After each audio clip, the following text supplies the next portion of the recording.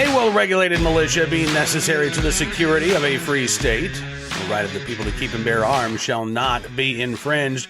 Welcome to another edition of Bearing Arms, Cam and Company. My name is Cam Edwards. I am glad you're with us on the program today.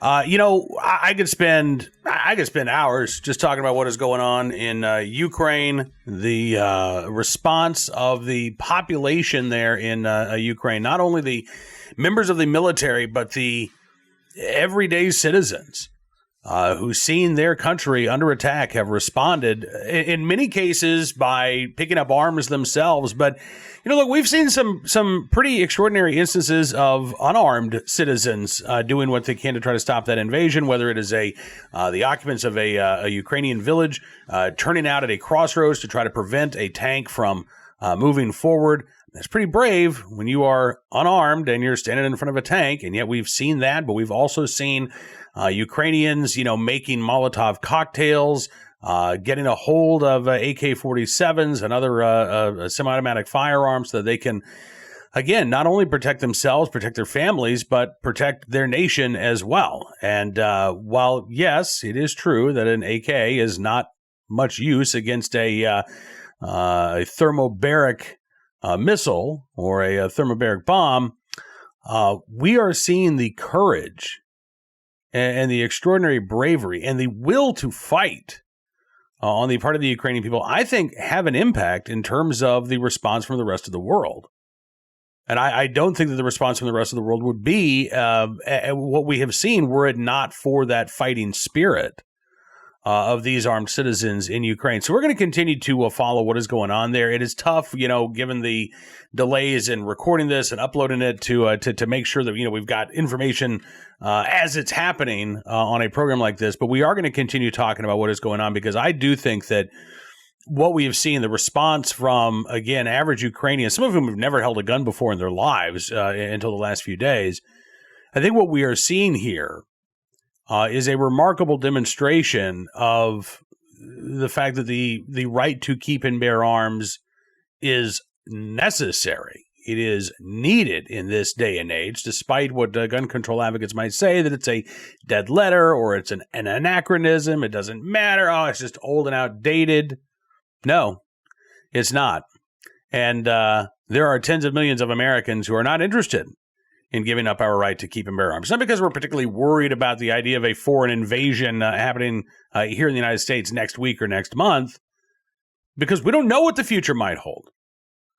And we do know that our right to keep and bear arms, both for our personal security, matters in a time in which violent crime is rising around the country.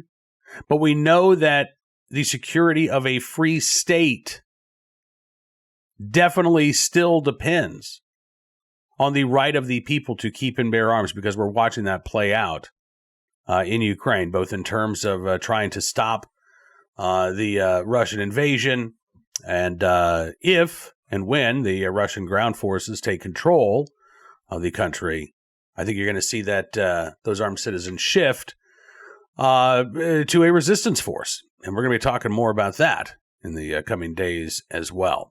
On today's program, however, we're actually going to be spending most of our time talking about what's going on in Alabama, where constitutional carry has cleared the state house, could be taken up by the state senate as early as this week. And one of the arguments that opponents of constitutional carry are making right now is that this amounts to a defund the police measure. That's right. AL.com reports in the last 2 weeks, the phrase defund the police has surfaced in the debate over the fate of permitless carry legislation. The Alabama Senate will take up the measure soon. Legislation that would do away with legal penalties for carrying concealed firearms without a permit was adopted by the Alabama House last week on a 65-37 vote. The debate over the issue is mostly centered around public safety, AL.com reports. Sheriffs have long contended that the permits provide them with a tool to screen people who should not possess a gun. But a financial hit to the agencies also looms over the debate, even if it's taken a backseat to the safety concerns expressed by sheriffs by doing away with Alabama's provision requiring gun owners to purchase a permit if they conceal a handgun or carry a gun in their vehicle. Alabama is an otherwise open carry state. One of the folks trying to make this argument is the executive director of the Alabama Democratic Party. Yeah, a guy named Wade Perry, who says, I do find it ironic that the Republicans rammed through a bill that literally defunds the police The law enforcement officers, by and large, are opposed to it. This bill makes it tougher on them financially. It has a public safety impact. It impacts their safety to do an already tough job. Well, again, let's talk about this for a second. Is this a defund the police measure? So under Alabama law, county sheriffs, which are the issuing agencies, get to keep some of the fees that are derived from a concealed carry application. And in some cases, for these departments, it can add up to hundreds of thousands of dollars every year. Money that could theoretically go away if residents stop buying concealed carry licenses because they no longer need a license to carry in their home state of Alabama. Could there be a funding hit, in other words? Yeah, possibly. And maybe even probably. But does that amount to a defund the police measure? No. Because the purpose of these concealed carry licenses is not to fund the police. At least it's not supposed to be about funding the police. It's supposed to be about ensuring that Alabamans can exercise their right to bear arms in self-defense. And frankly, you shouldn't have to pay a fee to be able to do that. So what's going to happen if, for instance, these carry licenses, let's say constitutional carry becomes the law of the land, and let's say that in a particular county, let's say half the current concealed carry holders don't apply to renew their permits. Well, what's going to happen? According to the Alabama Sheriff's Association, county commissions throughout Alabama will have to dip into general funds and pay for equipment purchases and vehicles. And they say smaller counties, according to officials of both associations, will be the most affected. Sonny Brassfield, executive director with the Alabama County Commissions, Association of County Commissions of Alabama, says anyone who says it won't cause financial decisions to be made is not telling the truth. You cannot say it won't impact the sheriffs financially. It will. Okay. So then money's going to have to come from the general fund. Here's my question. Why should the general public not be paying already for these items? Money that, again, right now is being spent or gathered on the backs of licensed gun owners. Why should those licensed gun owners be singled out to pay more than their fair share of a county's public safety budget? Again, we're talking about public safety for all, right? And if everybody benefits from the county sheriff's department, then why are those who are exercising the right to bear arms having to pay for that privilege, quote unquote? And why would anybody think it would be a good idea to fund any portion of law enforcement squarely on the backs of one sector of the public? So, yeah, it is true. There may have to be a funding change to these sheriff's departments if the number of license applications declines. But frankly, the sheriffs should not be funded in any significant way through the licensing of a constitutional right to begin with. Jonathan Gray, who's a GOP strategist in Mobile, Alabama, says that the permitless carry effort, by the way, has been underway since long before the phrase defund the police was ever a thing. He said saying that it's the result of cutting out permit fees is not the same thing as an Illinois protester saying defund the police. It's way beyond the pale. It's a ridiculous premise, he says. No one from Alabama on the Republican side of the bench is considering defund the police in the context of the liberal majority around the country is talking about. I think he's right about that. Angie Horn, a political consultant based in Montgomery, Alabama, also said that critics of constitutional carry need to be very careful about how they describe the issue. She said that there are sheriffs in Alabama who back permitless carry. They're not overly concerned about the loss of permit fee revenues. Limestone, Coleman, Lawrence County sheriffs have all taken different stances than the Sheriff's Association, and Angie Horn says it's just not cut and dry when it comes to law enforcement. No, it's not. And again, the idea that constitutional carry is a defund the police measure is absurd.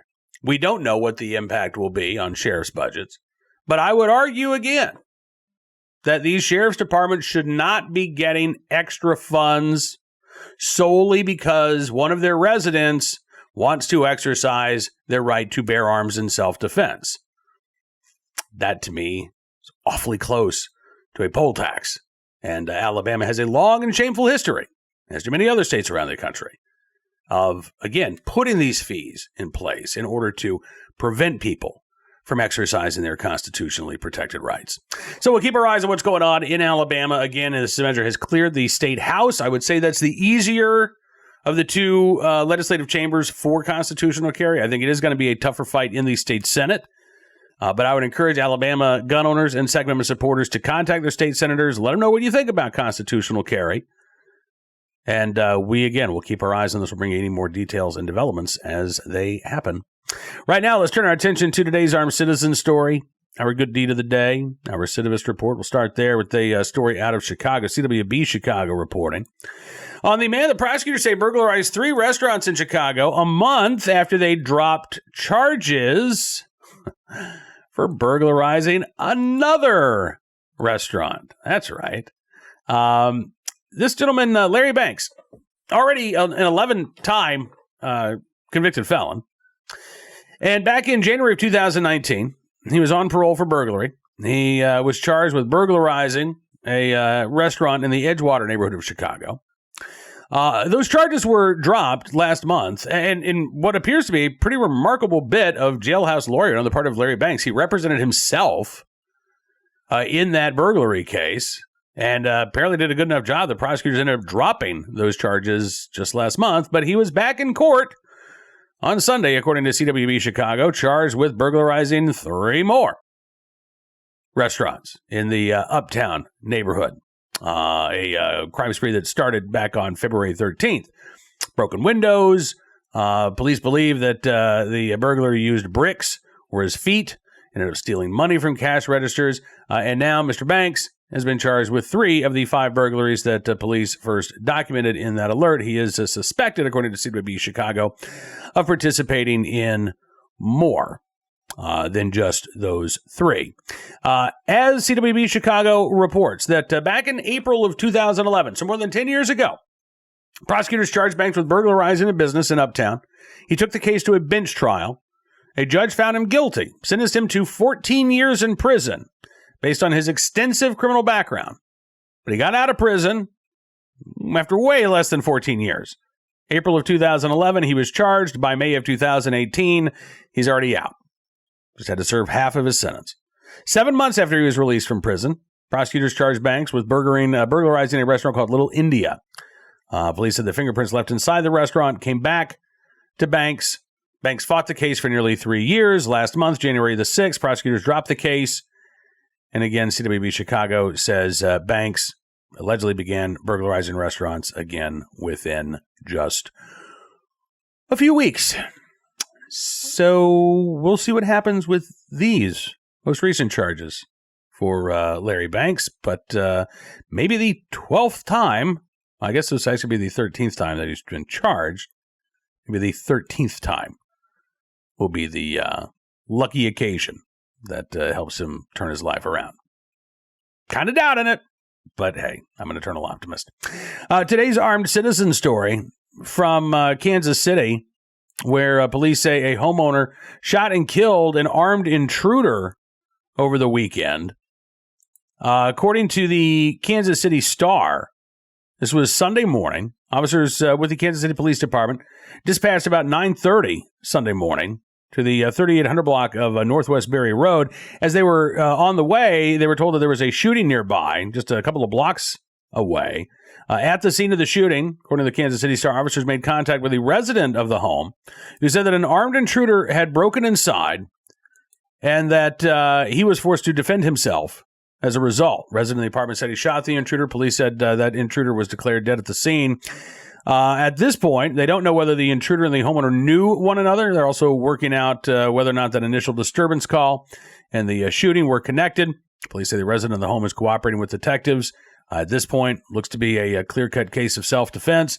We will keep our eyes on any developments as they become available and let you know of any updates if you need to hear about them. Finally today, our good deed of the day, also from the, a little bit further west than Kansas City, but in the Jayhawk state of Kansas, in the right place, at the right time, willing and able to do the right thing. 2 Lawrence, Kansas police officers who are actually not in Lawrence, Kansas. They had headed out to do a follow-up on an investigation about an accident in Lawrence. And so last week, these two officers, Officer Stephen Ramsdale, Officer Alex Britton, were in Garnett, Kansas, when they noticed a fire inside the home of a woman that they were speaking to. I mean, this really was a case of being in the right place at the right time, willing and able to do the right thing. There is a scene of the fire. Lawrence police says that Officer Britton sprinted to the door when he saw the flames inside the home to check to see if there was anybody trapped. Officer Ramsdale notified dispatch of the fire, asked them to notify Anderson County officials to send first responders. Alex Britton met at the front door by the woman who told him that her 3-year-old child was still inside the burning home. The fire had engulfed about a quarter of the residence when Britton first tried to get inside the home to rescue the child. I would just say that Britton and the child's mother both met with heavy smoke, extreme heat. They said that Alex Britton had minor burns to his hand and face from that initial entry attempt. And when he recognized that there was just no way they were getting to the front door, they said that Britton and the mom then ran to the back of the home where they were joined by Officer Ramsdale. And they were able to make entry. They were met with another wall of dark smoke, more heat. Mother told officers the child's room was on the left of the hallway from the side entry door. They were crawling on their hands and knees. Officer Ramsdale, Officer Britton, both unable to see through the smoke, but Officer Ramsdale said he could hear the child crying. They actually had to break away again to get some fresh air, got back inside that home. By that time, about half of the structure is engulfed in flames.